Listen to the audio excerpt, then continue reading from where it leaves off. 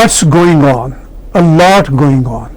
अगर हम अपने कैनेडियन समाज पे निगाह दौड़ाएं तो यहाँ पे हिंदुइज्म की बात करने वाले बहुत कम सॉलिड एक्टिविस्ट और दिलो जान से अपनी खिदमत देने वाले हमें नज़र आते हैं। उनमें एक बड़ा ही जानदार नाम मेरे भाइयों की तरह बहुत ही स्पेशल गेस्ट आज हमारे स्टूडियो में हैं महेंद्रा भंडारी भाई। हम स्वागत करते हैं महेंद्र भाई आपका। आप वैसे तो चार्टर्ड अकाउंटेंट हैं और बड़ी बड़ी फर्मों के सीएफओ रह चुके हैं।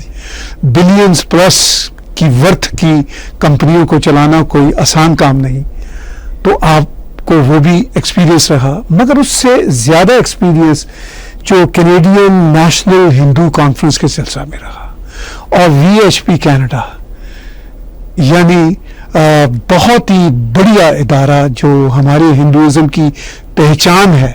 आप उसको एक लंबे समय से चला रहे हैं और मैं आपको पर्सनली जानता हूं। आप इतने हम्बल अंदाज के साथ इतने बड़े बड़े काम कर जाते हैं कि हम दिल से आपकी बहुत ही रिस्पेक्ट करते हैं। स्वागत है आपका। तो पहले तो हमें ये बताइए कि इस वक्त आप कनाडा में रिसेंटली क्या प्लान कर रहे हैं और रिसेंटली क्या कुछ किया आपने?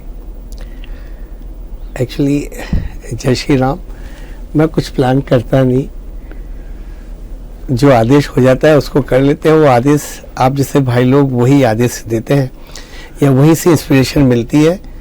You are also one of my inspirations. Last year हमने first Canadian national Hindu conference किया था। उसके पहले I was actually involve in having Jio Gita first Rath Yatra, करीब 15,000 लोगों की हमने डाउनटाउन में की थी। उसके बीच में हमने विश्व हिंदू परिषद, जो वीएचपी कनाडा के नाम से भी ऑपरेट करती है, हमने रथ यात्रा की थी। रथ यात्रा श्री रामलला की जो विग्रह जिसको हम मूर्ति बोलते हैं, वो अयोध्या से आई थी। वहाँ से उनका अक्षतन प्रसाद अयोध्या से आया था।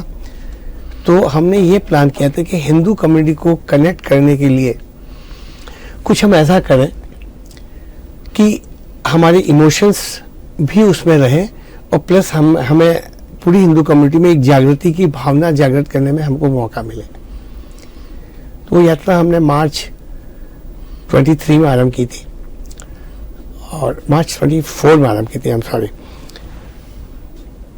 हमारे पास में कोई टीम नहीं थी, साधन नहीं थे कि वो विश्व हिंदू परिषद यहाँ पे काफ़ी सालों से एक निष्क्रिय स्टेटस में चल रहा था। वैसे हम लोग यहाँ पे करीब 38-40 साल से कनाडा में हैं, पर हमने डिस्कस किया कि हमको करना चाहिए किस तरीके से ये अक्षत और प्रसाद रामलला की मूर्ति को लेते हुए हम जगह जगह जाएं। तो हमारा प्लान बहुत सिंपल था कि हम टोरंटो में करते हैं। फिर लगा नहीं, ये तो बहुत छोटा है, तो फिर डिसाइड किया हम ऑन्टेरियो में करते हैं। फिर जब चालू किया तब तक भगवान का ऐसा आदेश हुआ, इतनी भावना जग गई, हमने कहा नहीं, हम पूरा कनाडा करेंगे। तो रथ यात्रा में हमने करीब 550 इवेंट्स की, उसमें 200 मंदिर भी हैं। हम 200 मंदिर में गए, जगह जगह जहाँ पे हम किसी को नहीं जानते थे, और करीब 75,000 लोगों से 1 to 1 हमने कनेक्शन स्टैब्लिश किए। और जो जुनून, जो एक प्रभु की शक्ति हमने देखी ना हमारे भक्तों में, कि एग्जाम्पल मैं आपको बताऊं, जहाँ जहाँ पे हम रथ यात्रा लेके जाते थे तो हमको कोई जानता नहीं था। अब कनेक्शंस भी नहीं थे, किसी को 1 या 2 ग्रोसरी शॉप, होटल कहीं पे भी मिल जाते थे। वो बोले हमको यहाँ पे हिंदू कम्युनिटी से मिलना है, तो एज यूजुअल रिस्पॉन्स मिलने में तकलीफ होती थी। बोले क्या काम है, तो ये बताते भी देखो ये है, मकसद लेके आए। लेकिन मैंने खुद ने जो है टोरंटो से फोर्ट मैकमरी का चार्ज मैंने लिया, जो कि वेस्ट कोस्ट था। हमारे अध्यक्ष श्री मनीष पुरी जी ने ईस्ट कोस्ट का लिया, और एक हमारी टीम जो कैलगरी में हमने बनाई थी, वो ब्रिटिश कोलंबिया का चार्ज किया। तो एग्जाम्पल मैं बताता हूँ आपको, सुसन मैरी है या सडबरी है, हम किसी को नहीं जानते थे। लेकिन जब तक मैं फोर्ट मैकमरी जाके वापस आया, वहाँ पे 500-600 लोग ठंड में हमारा वेट कर रहे थे भगवान के दर्शन करने के लिए, अक्षत और प्रसाद लेने के और ये कुछ 4000 किलोमीटर का मेरा ख्याल फासला है। लिए। हमने यहाँ से फोर्ट मैकमरी, जो मैंने ड्राइव किया, मेरे साथ में मेरी धर्मपत्नी थी, यहाँ से फोर्ट मैकमरी जाके आना वैसे तो शायद 4 और 4 8 होता, पर बहुत जगह डाइवर्शन करते हुए गए, तो करीब 11,000 किलोमीटर हमने एट ए स्ट्रेच पूरा किया। जो मैंने ड्राइव किया, मेरे साथ में वाइफ ने थोड़ा सा बैकअप जरूर किया और हमारी नीरा जी ने थोड़ा किया, वो उनको हमने लेकिन बाद में विनिपेग से वापस भेज दिया, क्योंकि उनका जॉब में थे, तो हमने कहा नहीं हम अकेले ही लेके जाएंगे, आप जाइए, क्योंकि जॉब भी है। तो विनिपेग से हम लेके गए और टोटल जो ड्राइव मैंने जो किया था विद माय वाइफ एंड हमारी टीम के और कार्यकर्ता, 20,000 किलोमीटर मेजोरिटी। और हमारी वीएचपी की टीम ने, जो ईस्ट कोस्ट, जो मनीष जी देख रहे थे, उन्होंने करीब 4-5 हजार पूरा किया, और हमारी पूरी टीम ने 35,000 किलोमीटर ड्राइव किया बाय रोड। उसमें से 6,000 कुछ कार्यकर्ता इतने उत्साहित थे कि वो फ्लाइट लेके अपने पैसे से क्या बोलते हैं, नोवा स्कोशिया, और वहां जाके प्रिंस एडवर्ड आइलैंड तक जाके वहां पे भगवान की रथ को फ्लाइट में लेके गए, जाके वहां पे सबके दर्शन करा के वापस लेके आए और उनको जोड़ा। तो 35,000 किलोमीटर हमने किया और अभी भी चालू है। अब हम घर घर में या छोटे छोटे ऑर्गेनाइजेशन में जाके उनसे मिल रहे हैं। हम बहुत ज़्यादा पब्लिसिटी और पोस्टिंग नहीं करते हैं। उससे से वीएचपी अमेरिका ने 40,000 किया। In total 75,000 Guinness books of record में ये नाम दर्ज हुआ। उसमें से 40,000 यूएसए का इंडिविजुअल ऑर्गेनाइजेशन दर्ज हुआ। तो ये हमारा एक सौभाग्य था कि हम उससे जुड़ पाए। देखिए, जिस तरह आपने, महेंद्र भाई और बाकी सब दोस्तों ने काम किए अमेरिका में, जो वीएचपी के दोस्त हैं, और यहाँ पे आपकी लीडरशिप में जो काम हुए, ये उस स्टाइल के काम है जिस स्टाइल के भारत में काम होते हैं। वहाँ पे डेडिकेशन के साथ टीमें निकलती हैं और काम करती हैं, मगर यहाँ पे इतना बड़ा किलोमीटर का जो डिस्टेंस है, वो तो भारत से भी ज्यादा बड़ा डिस्टेंस है। यहाँ पे फासले इतने ज्यादा है। तो ये जो पूरी की पूरी आपको हिम्मत बनी, ये जो पैशन बना, यहाँ कारोबार भी है और कम्युनिटी भी छोटी है। भारत तो 1.45 बिलियन लोगों का देश है। यहाँ पे भी बड़ी कम्युनिटी है, मगर आफ्टर ऑल कनाडा इतना सुनसान भी है, वीरान भी है, गाड़ियां चलाते चले जाएं। तो ये हिम्मत कैसे आई और क्या इसके पीछे पूरे का पूरा पैशन था, मोटिव था? देखिए, पैशन तो मेरे को लगता है जो मिला मेरे को, वो हमारे वीएचपी के जो इंटरनेशनल ऑपरेशंस के हेड स्वामी विज्ञानानंद जी, उनके डायरेक्शन से मिला। लेकिन उन्होंने कभी भी ये नहीं बोला कि आपको इतनी बड़ा करना है। बोला ये जितना भी कर सकते हो आप, एक सिटी का तो एक सिटी का ये करो। और जो मेन हमको इंस्पायर किया वो था श्री राम जयराम की जो धुन थी ना, मैं गाड़ी चलाते समय उस धुन ने बहुत इंस्पायर किया। और मैं इसलिए बताता हूँ, मैं स्लीप अपनिया का मरीज हूँ। मेरी वाइफ ने भी बोला, मेरे कलीग से भी बोला कि आप कैसे चाहोगे, आपको तो गाड़ी चलाते नींद आ जाती है। लेकिन मैं कहीं पे भी कुछ भी भगवान के आशीर्वाद से कुछ भी ऐसा नहीं हुआ, वो हम करते चले गए। और एक ये मन में जरूर था कि जो हमारी हिंदू कम्युनिटी में आज कनाडा में हमारी one of the largest communities में से एक है, हमारा कोई रिप्रेजेंटेशन नहीं है गवर्नमेंट में, स्कूल्स में, किसी भी डिसीजन मेकिंग प्लेटफॉर्म में हमारा रिप्रेजेंटेशन नहीं है। तो हर जगह पे हमने यही मैसेज दिया कि हिंदू कम्युनिटी जो है, प्लीज आप स्कूल कमेटी में जुड़िए, बच्चों को देखिए, आप एक्टिवली जुड़िए, काउंसिल इलेक्शन में आइए, एमपी में आइए, एमपी इलेक्शन में आइए, हर जगह पे सिस्टम में जुड़िए, उनके साथ लेके जुड़िए। घर बैठ के केवल टीवी मत देखिए और केवल ये मत बताइए कि ये कैंडिडेट अच्छा है, ये अच्छा, खुद कैंडिडेट बनिए। या उस कैंडिडेट से ये पूछे आप हमारे हिंदू के लिए, कम्युनिटी के लिए क्या कर रहे हैं और कनाडा के लिए क्या कर रहे हैं। वी आर कैनेडियन हिंदूज, तो हमें राइट है पूछने का कि what you have done so far और what you are doing for our Canadian Hindus, irrespective of any party. देखिए, एक बात यह है कि हम कैनेडियन हिंदूज हैं, हम कैनेडियंस भी हैं और हिंदू भी हैं। तो हमें एज कैनेडियन इस मल्टीकल्चरल समाज में क्या अपना शेयर मिल रहा है, ये एक बहुत बड़ा मसला है। अच्छा, मैंने देखा कि आप फ्रंट लाइन पे हमेशा रहे हैं कैनेडियंस के राइट्स के लिए और कैनेडियन हिंदूज के राइट्स के लिए। बात एक ही है, क्योंकि कैनेडियन हिंदूज आफ्टर ऑल तो कैनेडियंस ही है। अगर कैनेडियन हिंदूज खुश नहीं है तो इसका मतलब यह है कि कैनेडियन की एक अच्छी परसेंटेज जो है वो खुश नहीं है। उनको खुश रखना है, सिस्टम के साथ जोड़ना है। अच्छा, वही मैंने देखा पिछले बरस जब आपने कैनेडियन नेशनल हिंदू कॉन्फ्रेंस की, आपकी इनविटेशन पे मैं भी वहां पे गया और इतनी वहां पे खुशी हुई कि वो मेरे ख्याल अपनी नौयत की शायद पहली कॉन्फ्रेंस ही। M right? जरा बताइए उस कॉन्फ्रेंस में क्या कुछ हुआ। वो कनाडा की first national Canadian conference, Hindu conference थी जो हमने त्रिवेणी मंदिर में की। 750 से 800 लोग आए थे। हमने 110 ऑर्गेनाइजेशंस उसमें पार्टिसिपेट किया एज अटेंडीज। 60 के आसपास पैनल मेंबर्स थे, इंक्लूडिंग चंद्रा आर्य जी और जितने भी हमारे टॉप हिंदू कम्युनिटी के जो अग्रणी नेता हैं या जो कम्युनिटी लीडर्स हैं या जो हमारी इंस्पिरेशंस हैं, चाहे वो बिजनेस में हो चाहे एजुकेशन में हो। हमारे यूथ विंग के भी बच्चे लोग काफ़ी पैनल में थे। अलग अलग टॉपिक्स पे डिस्कशन हुआ and discussion was ranging from medicine, doctors से लेके पॉलिटिक्स से लेके मीडिया से लेके यूथ एंड वुमेन एम्पावरमेंट, उन सब पे टॉपिक पे डिस्कस हुआ। ये कॉन्फ्रेंस हमारी 3 दिन चली और 3 दिन लगातार इस कॉन्फ्रेंस को सबको एक प्रोडक्टिव वे में बांध के रखना, उनको साथ में रखना। और that was a paid event, that was not a free event. उसके बावजूद होना हम बहुत कुछ अचीव कर पाए उससे। बट यह है कि वो तो एक 0.01% है, हमने तो एक बिगनिंग की है, अभी तो बहुत सारा काम बाकी है। भारत की बड़ी बड़ी ऑर्गेनाइजेशंस के साथ आप जुड़े हुए हैं।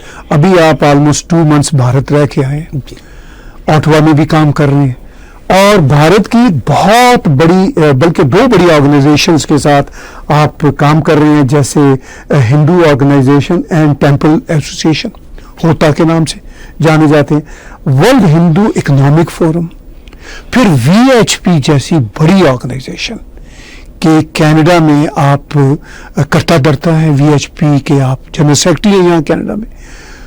तो कनाडा में अपने बिजनेस को संभालते हुए, अपनी कंसल्टेंसी को संभालते हुए, फैमिली को संभालते हुए, इतनी बड़ी बड़ी मेन स्ट्रीम ऑर्गेनाइजेशन के साथ आप कैसे राब्ते में रहते हैं? आप 2-2 महीने गुजार के आते हैं, तो ये पूरे का पूरा जो जर्नी है इस पर भी हमें कुछ बताइए।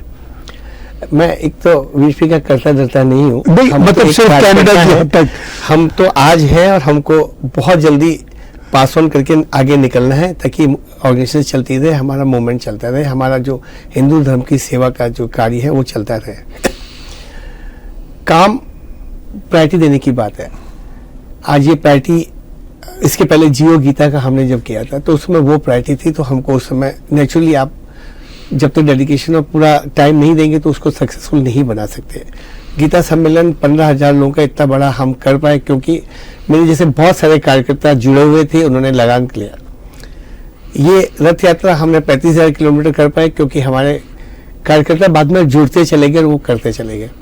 तो इंस्पिरेशन मिलती है, हमारे अपने जो डिवोटीज हैं, हमारे अपने बहुत सारे लोग हैं जो लगे हुए हैं और उनकी इंस्पिरेशन से मिलती है, उनका सपोर्ट मिलता है।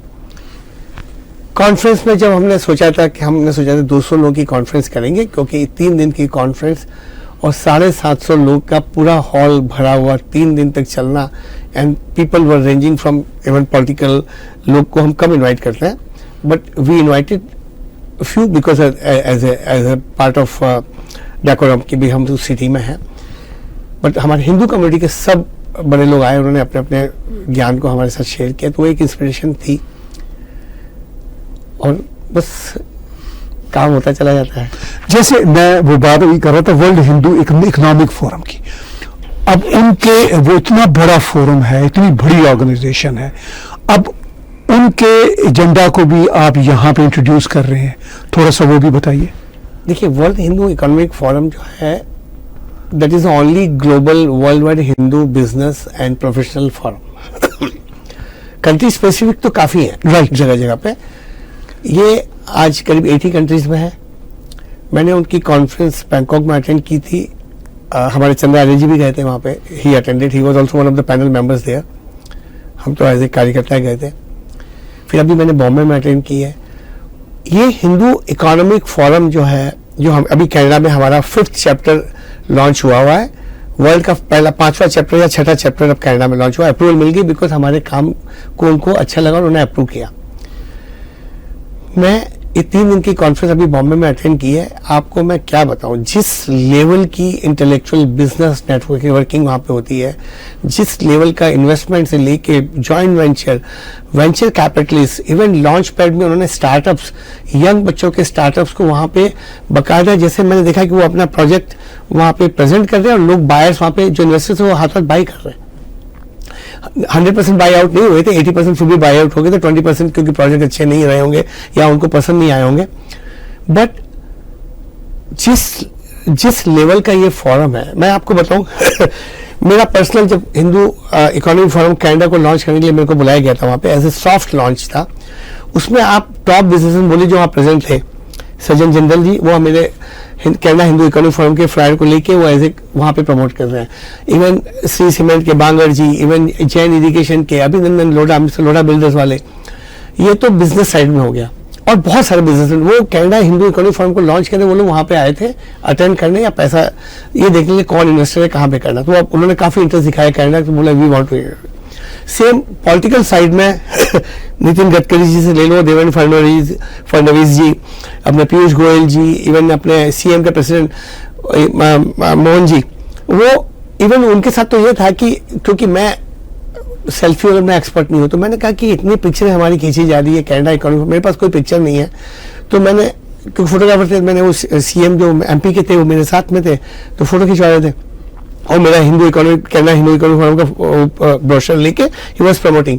तो मैंने कहा मेरी फोटो मेरे को कैसे मिलेगी, तो उन्होंने बोला आप सेल्फी ले सकते हैं। तो मैंने फोन निकाला, फिर मैंने देखिए मैं बुढ़ा हो गया, मैं ये सेल्फी नहीं ले सकता। तो मैं एमपी के सीएम, वो एज ए कार्यकर्ता, वो मेरा फोन लेके मेरे साथ सेल्फी लेके बोले ये लीजिए सर आपकी है सर।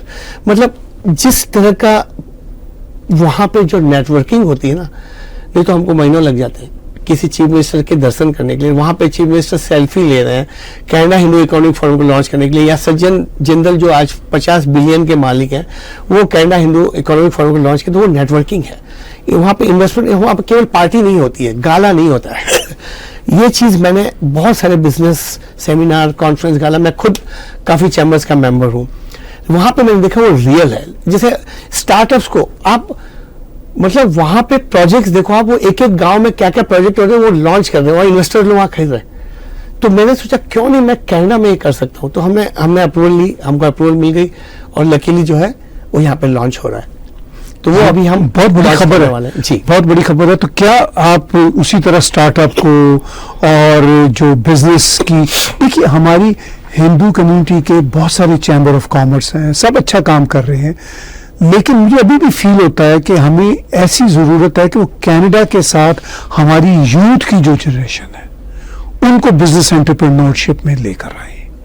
तो क्या ये जो आपका ये जो अब पैशन है उस जो Hindu world Hindu economic forum का, यहाँ पे कुछ ऐसा मॉडल बन सकेगा? जरूर बनेगा, मतलब अपने बनने के रास्ते पे तो रवाना हो गए, जरूर बनेगा, क्योंकि अपने पास में इंफ्रास्ट्रक्चर्स हैं, नेटवर्किंग है और लकीली बड़े बड़े इन्वेस्टर्स हैं।